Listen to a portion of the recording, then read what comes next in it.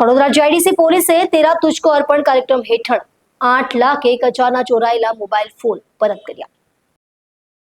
Kadodara GIDC પોલીસે આજે એક ખાસ તેરા તુજકો અર્પણ કાર્યક્રમનું આયોજન કર્યું હતું, જેમાં 50 ચોરાયેલા મોબાઈલ ફોન સફળતાપૂર્વક તેમના હકદાર માલિકોને પરત કરવામાં આવ્યા હતા। મોબાઈલની કુલ અંદાજિત કિંમત 8,01,000 છે।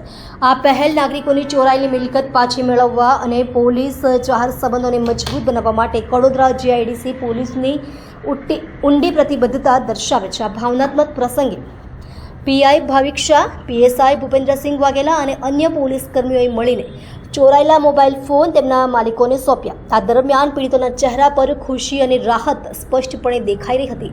પોલીસ ટીમે આ મોબાઈલ ફોનને ટ્રેક કરવા અને પુનઃપ્રાપ્ત કરવા માટે અથાગ પ્રયત્નો કર્યા। આ કાર્ય તેમની મહેનત, સમર્પણ અને તકનીકી કુશળતાનો ઉત્તમ પુરાવો છે। આવા કાર્યક્રમો પીડિતોને તેમની ખોવાયેલી મિલકત પાછી મેળવવામાં મદદ કરે છે।